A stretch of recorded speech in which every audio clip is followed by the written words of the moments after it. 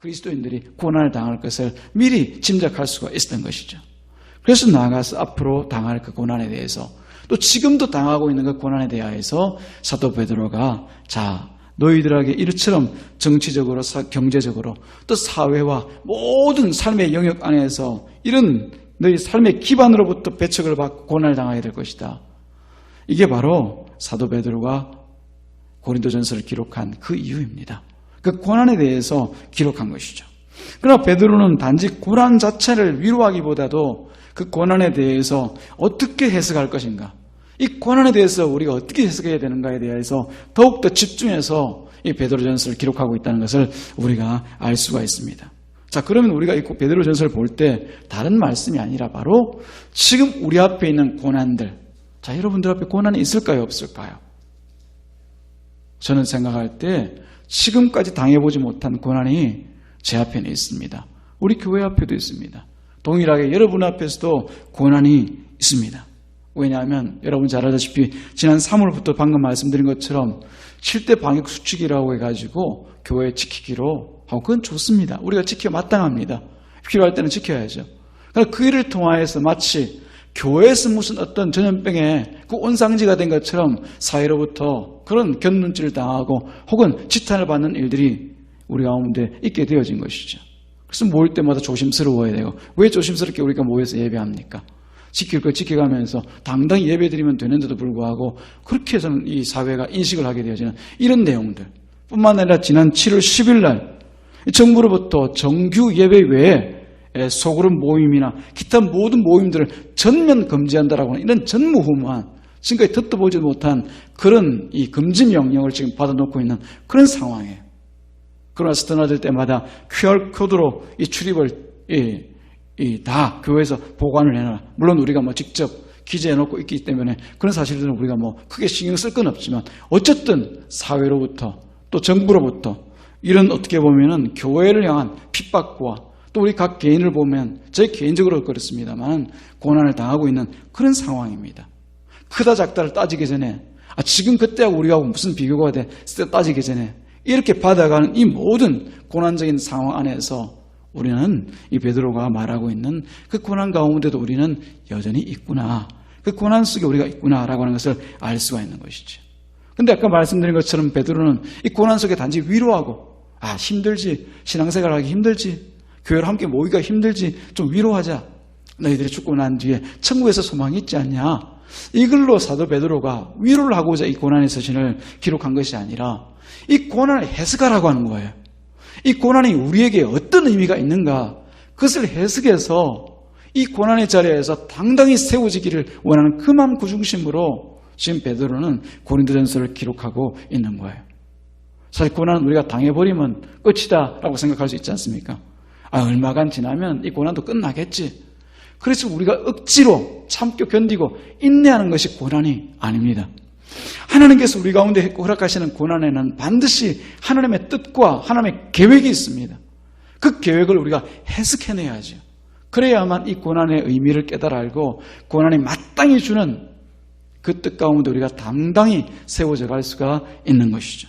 그래서 우리가 특별히 고린도전서 4장 12절로부터 우리가 19절까지의 말씀을 통해서 이 고난의 의미가 무엇일까? 이 고난에는 뭐가 있을까, 도대체 뭐가 있을까? 그렇게 한번 우리가 살펴보기를 바랍니다. 사도 베드로는 12절에서 이렇게 말합니다. 사랑하는 자들아, 너희를 연단하려고 오는 불시험을 이상한 일 당하는 것 같이 이상히 여기지 말고, 이렇게 얘기합니다. 이 베드로가 그냥 쉽게 그냥 고난이라고 얘기하지 않고 다른 표현을 사용하고 있습니다. 뭐라고 얘기하고 있습니까? 연단하려고 오는 불시험, 연단하려고 오는 불시험이라고 얘기하고 있어요. 그게 쉽게 그냥 고난이다 얘기하지 않고 불시험이라는 표현을 쓰고 있단 말이에요.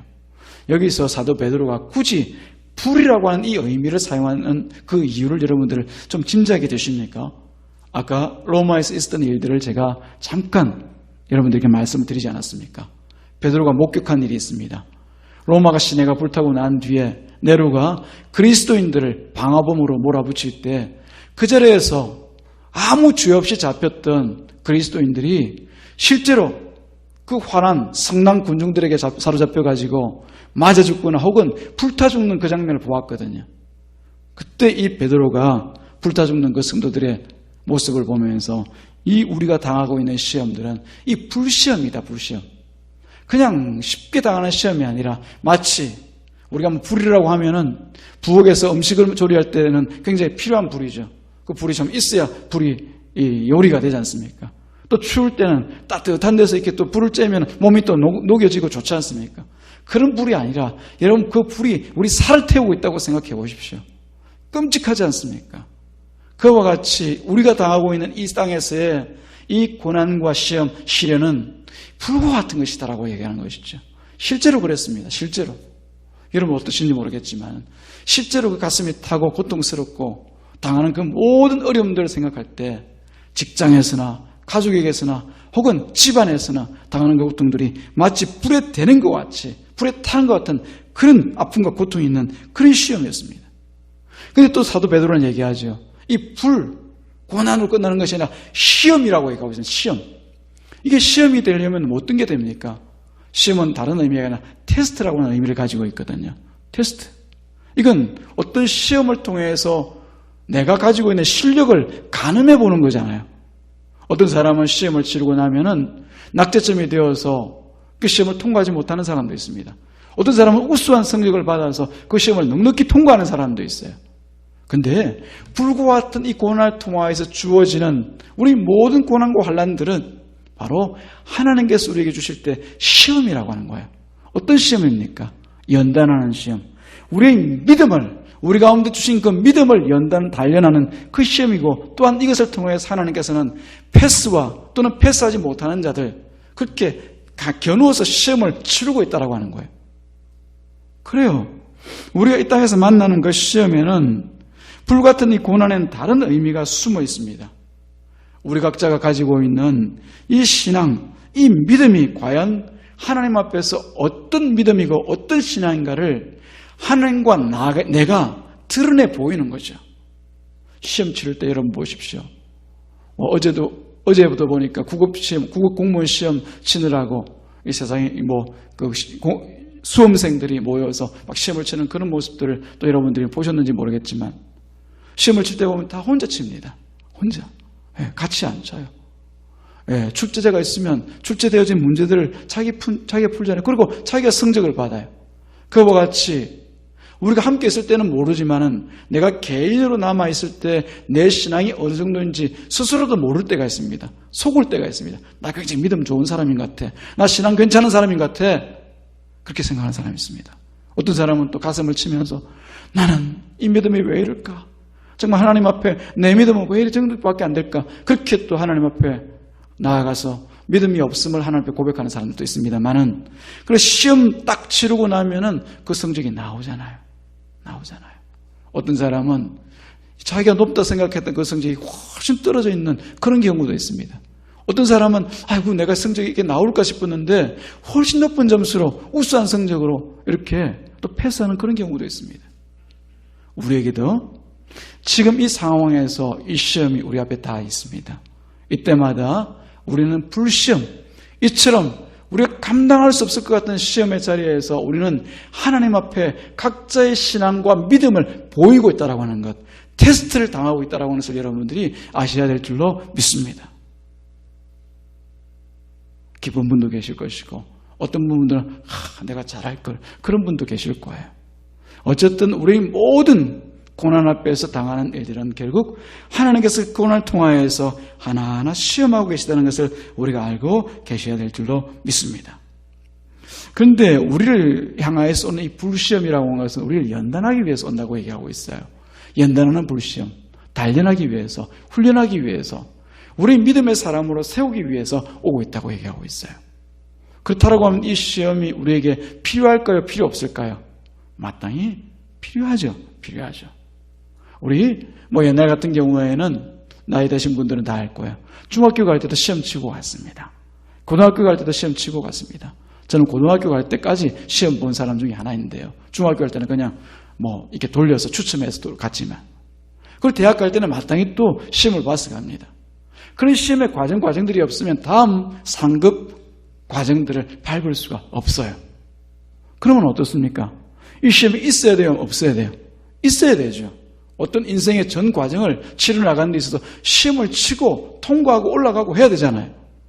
우리 믿음도 마찬가지입니다. 하나하나의 연단하는 시험을 통해서 믿음의 장성한 분량까지 올라가게 되어 있는 거죠. 우리가 죽을 때까지 어린 신앙으로 살다가 그렇게 주님 앞에 돌아가는 사람은 얼마나 부끄럽겠습니까? 그러나 주님께서 우리를 부르실 때는 다 믿음에 단련된, 연단된 그런 믿음의 장성한 자로 우리를 부르시기를 원한단 말이죠. 그래서 이 단련이라고 하는 것은 비록 불시험이긴 하지만은 우리에게 마땅히 있어야 되는 것이죠. 그래서 사도 베드로는 뭐라고 얘기합니까? 이런 불시험을 이상한 일 당하는 것 같이 여기지 마라. 이상히 여기지 마라 라고 하는 거죠. 우리가 지금 당하고 있는 일 이상한 것 아닙니다. 그래서 처음부터 이 일에 대하여서 정말 우리가 감당해야 될 일이 있고 하나님의 말씀을 들을 일이 있구나 생각했지 이상하게 여긴 적이 없습니다. 당연히 있을 일이구나. 이제 말세가 되어지니까 하나님께서 가라지와 같은 자와 알곡과 같은 자를 가르기 위하여서 교회도 이런 시험을 주시고 이 시험 안에서 진짜 알곡과 또 어떤 사람은 가라지와 같은 자들을 구분하는 그 작업을 지금 하고 계시구나. 그 마음이 들더라고요. 여러분들은 쉽게 생각하시고 그냥 계신지 모르겠지만은 성경에 쉬운 게 어디 있습니까? 다 세상 살아가는 모든 일들이 성경에 기록된 대로 이루어지고 있는데요. 성경에 기록된 대로 진행되고 있는데요. 우리가 어느 세상 한 날인들, 어느 한순간인들 성경 없이 살아갈 수 있는 날이 있겠습니까? 그래서 우리가 돌아볼 때 지난 3월부터 시작되어진 일들은 혹은 2월달부터 시작되어진 일들은 훨씬 전부터 시작되어진 그 모든 일들은 하나님께서 천국에서 알곡과 가라지를 구분하는 그런 일들을 하고 계시구나. 불같이 연단한 이 시험 가운데 있는 것이구나. 이상하게 여길 것 없구나. 이렇게 우리가 판단하고 있어야 되는 거죠. 사랑하는 여러분, 지금 이 땅 가운데 일어나는 이 모든 일들, 코로나19를 통하여서 일어나는 일들 결코 이상한 일 아닙니다. 성경에 보면 다 나와 있고 우리가 해석하기만 하면 어디서든지 발견할 수 있는 일이 바로 이 일이라고 하는 것을 우리가 기억해야 될 줄로 믿습니다.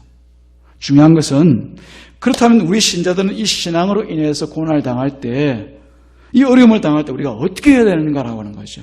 어떻게 해야 되는가? 13절에 나와 있습니다. 같이 읽어보겠습니다. 13절 시작.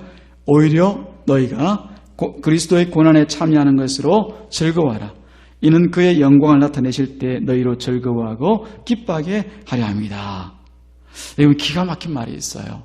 저는 이 말씀을 다시 묵상하면서 발견할 때 제가 깜짝 놀랐습니다. 아니, 어떻게 이런 일이 있을 수가 있나? 어떤 말이냐면은 베드로는 우리가 신앙으로 감당하고 있는 이 크고 작은 고난들, 그냥 내가 뒤에 나와 있는 것처럼 14절, 15절에 나와 있는 것처럼 우리가 잘못해서 죄를 지어서 당하는 고난이 아니라 이 믿음의 현장에서 믿음 지키기 위해서 당하는 이 고난을 두고 베드로가 뭐라고 얘기하냐면은 예수의 고난에 참가하는 일이라고 얘기하고 있어요. 오히려 너희가 그리스도의 고난에 참여한다. 그리스도의 고난에 참여하는 것은. 아니, 무슨 지금 예배에 참여하는 일이 내가 이 어려운 때가 내가 예수 믿는다고 세상에 나가서 나 예수 믿는 사람이요, 나 하나님 예배하는 사람이요, 이렇게 고백하는 이 일이 무슨 예수님의 그 십자가에 참여하는 일인가? 생각해보면 너무나 비교도 안 되고 어떻게 연결도 되지 않는 그런 이야기입니다만은 베드로는 감히 얘기합니다. 너희들이 세상에서 믿음을 따라 살기 위해서 당하는 고난은 바로 예수 그리스도께서 십자가에서 순환당하시고 고난당하시고 죽임당하신 그 일에 동참하는 일이다 라고 하는 거죠. 사랑하는 여러분, 위로가 되십니까?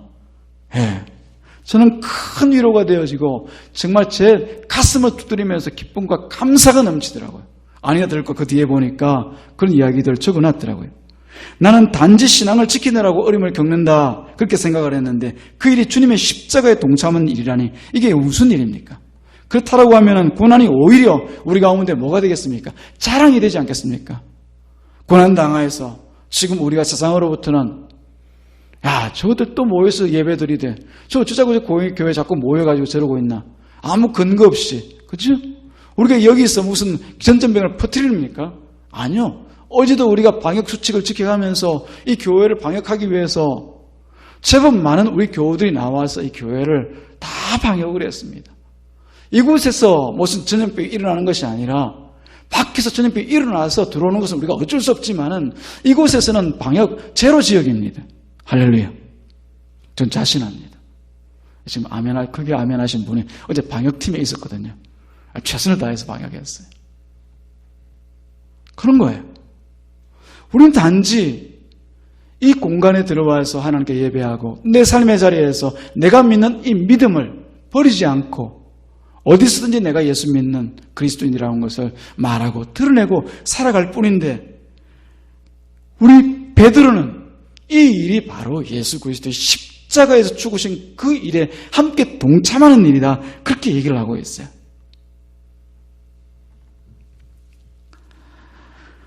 그리고 주의 영광이 나타나실 때 우리가 행하였던 이 믿음의 일들을 통해서, 신자가 당연히 해야 되는 이 일들을 통해서 우리 주님께서 영광을 받으신다, 그렇게 얘기를 하잖아요. 그렇다고 하면 주님과 함께 받는 이 고난으로 인해서 우리가 어찌 즐거워하지 않고 또 기뻐하지 않을 수가 있겠습니까? 사실 우리에게 고난은 힘들고 고통스럽습니다. 주님을 생각하면은 우리가 억지로 참아내는 것 같지만 사실은 그 결과를 보게 되어지면 우리는 즐거울 수밖에 없는 거죠. 또 기뻐할 수밖에 없는 거죠. 그래서 우리가 제가 처음 말씀드린 대로 이 고난 우리가 해석을 해야 된다라고 하는 거예요. 해석은. 단순히 고난스럽다, 불편하다, 힘들다, 어렵다 얘기하면 정말 억지로 참아내는 고난 외에는 없어요. 다른 의미가 없어요. 그런데 우리가 보니까 이 고난을 통하여서 우리는 예수 그리스도의 십자가에 동참을 하고 있단 말입니다. 우리가 뭔데? 여러분이 뭔데요? 여러분, 제가 몰라서 하는 얘기입니다만, 제가 그리스도의 십자가에서 보면은 여러분들 저와 똑같은 사람들이거든요. 그런데도 불구하고 그 십자가에 놀라운 그 은혜 가운데 죽으시고 부활하신 예수의 고난에 동참하는 일이라고 얘기하고 있단 말이에요. 이게 베드로가 바라본 신자의 고난의 해석입니다. 사랑하는 여러분, 즐거워하시기를 주님의 이름으로 축복합니다. 오늘 이 자리에 나올 때 많은 갈등도 있었을지 모릅니다. 가서 예배를 드려야 돼. 그냥 앉아서 그냥 우리가 정결하게 책상 하나 놓고 가정에서 예배 드리면 안 돼. 그래도 예배는 되겠죠. 그러나 왜 굳이 세상이 그렇게 말하는 것에 따라서 교회에서 예배 드릴 수 있음에도 불구하고, 우리가 한 공동체로 모여서 하나님을 예배할 수 있음에도 불구하고 굳이 그 말을 따라서 우리가 그렇게 해야만 합니까? 세상이 어떤 말을 할지라도, 세상이 어떤 말로 우리에게 위협이 온다 할지라도 우리가 가야 될 그 담대한 길을 가고 있다라고 하는 것, 이게 바로 예수 그리스도의 십자가에 동참하고 있다라고 하는 것을 생각할 때 우리가 즐거워하고 또한 기뻐해야 될 줄로 믿습니다. 우리가 이처럼 우리 앞에 있는 이 모든 고난의 일들에 대해서 해석하게 되어지면은 결국은 하나님 앞에 영광을 돌릴 수밖에 없습니다. 다시 말씀드려, 감사할 수밖에 없단 말입니다. 감사할 수밖에 없단 말입니다. 우리가 굳이 맥주 감사주일 이런 날을 정해놓고 감사합시다 그러지 않더라도 우리의 하루하루가 날마다가 감사로 이어져 갈 수밖에 없는 삶이라고 하는 것을 베드로가 또한 우리 가운데 가르치고 있습니다. 14절, 너희가 그리스도의 이름으로 치욕을 당하면 복 있는 자로다. 영광의 영, 곧 하나님의 영이 너희 위에 계심이라. 우리가 고난의 뜻이 해석되고 나면은 그 고난을 당할 때 그 반응이 전혀 달라집니다. 예수 그리스도 이름으로 비록 수치와 모욕을 당한다 할지라도 우리 그 모든 것들을 복으로 한단 말입니다. 복으로. 세상의 복은 뭡니까? 뭔가 내가 수치받는 자리에서 자랑스러운 자리로, 세상이 자랑하는 그 자랑거리로, 내가 부족하고 연약한 데서 더 많고 풍족한 자리로 가야 세상에서는 복으로 알죠. 그러나 우리 그렇지 않아요. 고난당할 때 복으로 합니다. 왜요? 그 고난의 의미가 무엇인지 알기 때문에, 예수 그리스도의 고난에 동참하는 것임을 알기 때문에 우리는 오히려 고난당할 때 예수의 복이 내게 있구나, 예수 믿는 것이 내게 참으로 복이구나, 그렇게 세상에 외치고 살아갈 수가 있는 것이죠. 그것을 성령님께서 증거하고 계신다고 사도 베드로는 얘기하고 있습니다. 14절에 이렇게 얘기하고 있지 않습니까? 곧 하나님의 영이 너희 위에 계심이라. 너희 고난 가운데 너희들 홀로 있는 것이 아니라 성령님께서 너희와 함께 하신다. 함께 하신다. 그러므로 너희가 복이다라고 하는 것이죠. 우리가 죄악 짓는 그 자리에 가 있을 때 스님께서 우리가 가운데 함께 하십니까? 그 뒤에 나와 있는 것처럼 살인하고 도둑질하고 악행하고 남의 일 간섭하고 남의 일들 사기치고 뜯어먹는 그런 일들 가운데 있을 때 스님께서 그 자리 가운데 함께 계시겠습니까? 영광을 받으시겠습니까? 아니죠. 우리가 예수 믿는 이 믿음으로 고난을 당할 때 우리 하나님께서 성령님을 보내셔서 그 자리에 함께하게 하심으로 그 일이 복된 일인 것을 깨달아 알게 만들어 주시는 것이에요. 그래서 16절에 보니까 만일 그리스도인으로 고난을 받으면 부끄러워하지 말고 도리어 그 이름 하나님께 영광을 돌리라 얘기합니다. 그리스도인으로 고난을 받으면 사랑하는 여러분, 그리스도인으로 고난 받으시기를 주님의 이름으로 축복합니다. 여기서 나와 있는 그리스도인이라고 하는 것은 사실 이 당시만 해도 욕이에요. 욕 뭔지 아시죠, 여러분? 지금 우리는 그리스도인이라고 얘기하면은 제법 대우하는 그런 말로 얘기합니다. 세상 사람들도 우리를 그냥 예수쟁이라 부르지 않고 그리스도인 이렇게 얘기하면 또 이렇게 대우하는 그런 얘기를 합니다. 그러나 베드로 당시는 그리스도를 믿는 사람들이라고 하지 않았죠. 그리스도를 믿는다고 하는 놈들이라는 뜻입니다. 그걸 그리스도인이라고 불렀어요. 이게 이상한 놈들이라는 거죠. 보니까 세상에 뭐 나가서 반역하는 짓도 하는 것도 아니고 자기들이 왕이 따로 있다고 그러고 만날 때마다 자기들끼리 사랑하자 그러고 서로가 어려움을 당하면 서로 도와주고 보니까 세상 사람들과 우리가 사는 것과 전혀 다르다는 거예요. 그 사람들 구별해서 뭐라고 얘기합니까? 아이 그리스도를 믿는 놈들, 에이 그놈들 이렇게 얘기합니다. 그게 그리스도인이에요. 그런 욕을 당하는 그리스도인이라는 이름을 들을 때 너희들이 그것을 뭐하지 말고 부끄러워하지 말고 오히려 그 이름으로 그리스도를 믿는 놈이라고 하는 그 이름으로 하나님께 영광을 돌리라고 하는 거죠. 사랑하는 여러분, 예수쟁이라는 이름을 통해서 여러분 부끄러워하지 마시고 오히려 하나님께 영광을 돌리시기를 주님의 이름으로 축복합니다. 왜냐하면 우리에게는 이 고난이 다 해석되어 있기 때문에 그런 것이죠. 뒤에 있는 17절 이하의 말씀을 보면 놀라운 얘기가 있습니다. 하나님의 집에서 먼저 심판을 하신다고 얘기하고 있어요. 하나님의 집에서 교회를 얘기합니다. 신자들의 모임을 얘기합니다. 이 하나님의 집에서 먼저 심판을 하셔요. 이 심판은 우리가 잘 아는 것처럼 예수님께서 재림해서 이 땅에 오셨을 때 죄인을 지옥 가게 만드는 그 심판이 아니라 바로 이 땅에 행한 그 모든 일들을 하나님 앞에 내어놓고 그 일들을 고하는 그 자리, 그 심판의 자리를 얘기합니다. 너 어떻게 살았니? 저 이렇게 살았어요. 너 어떻게 살았니? 저는 이렇게 살았는데요. 그것을 모든 고하는 그 심판의 자리를 얘기하고 있습니다. 그게 어디서부터? 교회에서부터. 신자가 주신 그 믿음을 가지고 어떻게 살았는지에 대해서 하나님께 다 고하는 거예요. 예수님께서 친히 말씀하신 것처럼 1달란트, 2달란트, 5달란트 준 그 자기 종들을 불러서 네가 어떻게 살았냐 회개하는 것과 똑같은 것이죠. 어떤 사람은 그 자리에서 제가 믿음을 따라서 그 고난의 때 제가 그리스도인이라고 하는 그 이름을 들으면서 살았습니다. 어떤 사람은 저는 그리스도라는 이름을 가지고 땅에 숨어서 살았습니다. 이런 사람도 있을 거 아니에요. 그 행한 대로 교회에서 먼저 판결을 하신다라고 하는 거예요. 물론 예수 믿으니까 천국 가겠죠. 예수 믿는 그 믿음을 따라서. 그러나 그 자리에서 다 드러나는 자기의 삶과 믿음과 신앙의 자리가 그 자리에 드러날 것이라고 것을 베드로가 얘기하고 있는 거예요. 사랑하는 여러분, 우리가 이 땅에서 믿는다고 말하였지만은 그 믿는다고 하는 말을 주님께서는 들어보시고 그것을 따라서 판결하신 것이 아니라 우리가 믿음으로 살았던 일들을 주님은 보신다는 것을 기억하시기를 주님의 이름으로 축복합니다. 이 일이 소망이 되어지고 이 일이 또한 기대가 되어지시기를 주님의 이름으로 축복합니다. 물론 우리가 기억하십시오. 우리에게는 그 판결 가운데서 우리가 부끄러운 모습으로 있다 하더라도 그러나 예수 그리스도의 피가 이미 우리를 발려져 있으므로 거기서 지옥 가는 그런 판결을 받지 않는다라고 하는 것. 다행스러운 일이죠. 그러나 부끄러워서 해야 되겠습니까? 우리가. 신실한 신자도 이처럼 많은 고난과 시련을 거쳐서 예수 그리스도의 은혜로 구원을 받는다고 하면 세상 사람들이 말할 것도 없죠. 베드로가 다시 비교해서 얘기합니다. 너희들이 이 땅 가운데 살면서 고난 앞에서 살아갔던 모습을 통하여서 어떤 자들은 참으로 착하고 충성된 정으로 그리스도 앞에 드러나게 될 터인데 그 일을 기대해라. 너희들이 고난받을 때 옆에서 조롱하고 또 너희들 핍박하였던 그 자들이 너희들이 심판받는 그 자리에서 어떤 모습을 당하는지 알라. 그들은 영원한 행벌 가운데 결코 심판의 자리에서 돌아오지 못할 그 지옥의 불로 떨어지고 말 것이다. 그렇게 사도 베드로가 얘기하고 있습니다.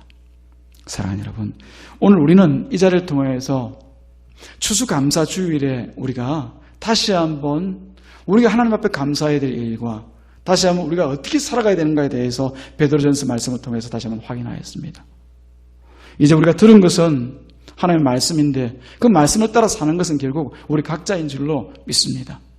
남은 6개월도 우리가 어떤 모습으로 어떤 자리에서 어떤 중심으로 살아가야 될지 다시 한번 이 시간 기억하시기를 주님의 이름으로 축복합니다. 우리 모든 삶의 자리에는 마지막 절에 있는 것처럼 창조주 우리 하나님께서 우리 위에 계심을 깨달아 하시기를 주님의 이름으로 축복합니다.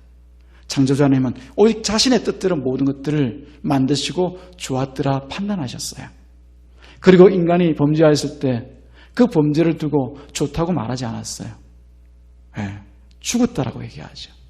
지금 우리가 하는 그 모든 일들에 대해서도 창조주 하나님께서는 좋고 나쁨을 분명히 분별하고 계시다는 것을 기억하시기 바랍니다. 오직 선하신 그 하나님 앞에 주신 믿음을 따라서 충성되이 살다가 주님의 나라의 기쁨과 소망을 누리는 저와 여러분이 되기를 다시 한번 주님의 이름으로 축복합니다. 기도합니다. 하나님 아버지